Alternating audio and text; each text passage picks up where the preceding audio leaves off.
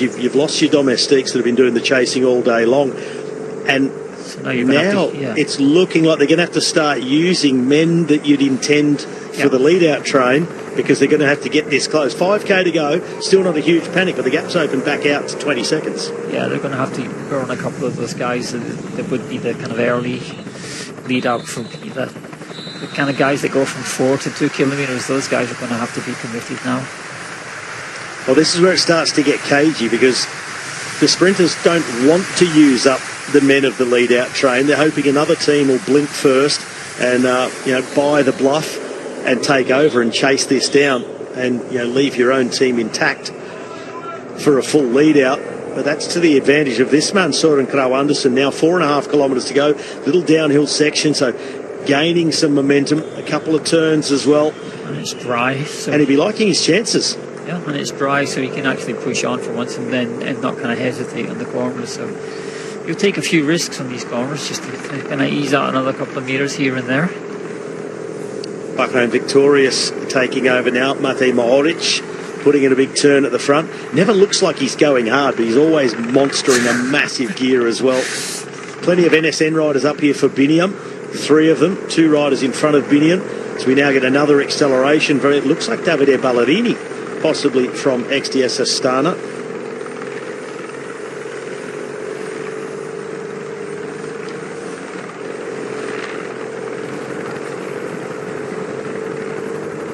In fact, no, I don't think that's Ballerini.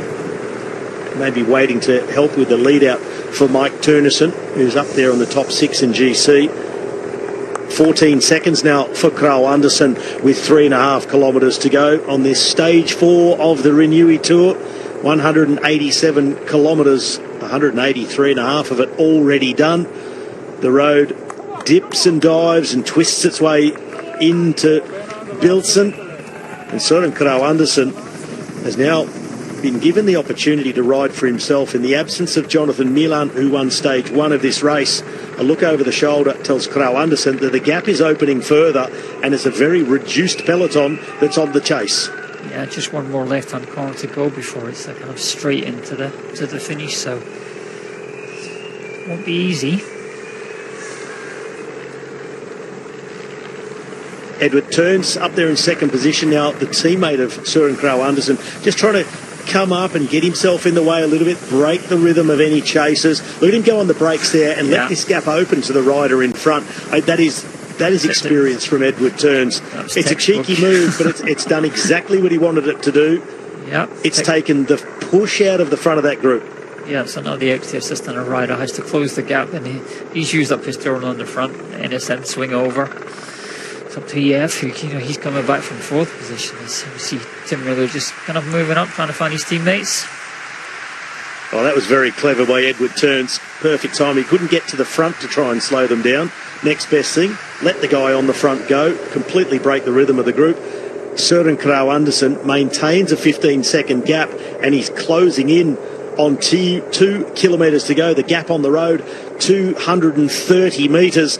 It's a slim margin, and I would think with the rising finish, he'd need at least 15 seconds when he was to go underneath 1 kilometre to go. They're getting organised now behind Net Company Ineos with a really big turn of pace and multiple riders. Actually, they've just jumped away, in fact, the 2 riders from Net Company Ineos. So a bold move by these 2, seen the opportunity. Nobody followed the wheel, so they're pushing on with it. Behind them, Soudal Quickstep trying to shut things down for Tim Merlier.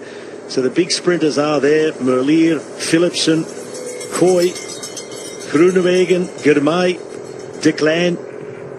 A bit like stage 1, they're going to have to catch this break late. On stage 1, they caught the break with just 600 metres remaining, and now we've got 2 riders coming across this gap. Yeah, you can see behind there, this rider's kind of peeling off, so they're doing sprints basically to try and close this down as we head towards that final kilometre.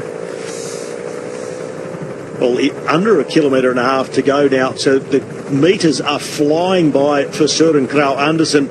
A bold attack with 17 kilometres to go. He was caught at the top of the Letterberg. He was caught there already, his wheel, but he managed to just pry open the gap as riders were fading at the top of that climb. built it back out to 20 seconds. He's under the 1 kilometre to go now, Søren Kragh Andersen. They're bearing down on him. The lead-outs are starting to come. They're starting to close the gap as the road rises. At first it's 2%, then it kicks to 3%. And all the way up to the line it drags on and on and on, and the gap being closed quickly now. Unibet Rosa Rockets for Dylan Groenewegen. They've got 4 riders, 1 from Soudal Quickstep in between. Groenewegen in 4th position. He's now got 2 in front of him. So Dylan Groenewegen looking to be in a really good position. One of the Tudor Pro Cycling riders behind him, Philipsen, right in the middle of the road, coming around wide. Olav Kooij there right in the middle too. Oh, big crash. Søren Vardenskold gone down. Groenewegen on the left-hand side, waiting to pop out of the wheel. There goes Groenewegen now. Biniam Girmay on the left-hand side. It's Groenewegen on the right. Groenewegen along the barriers. Kooij now opens up out of the slipstream of Girmay.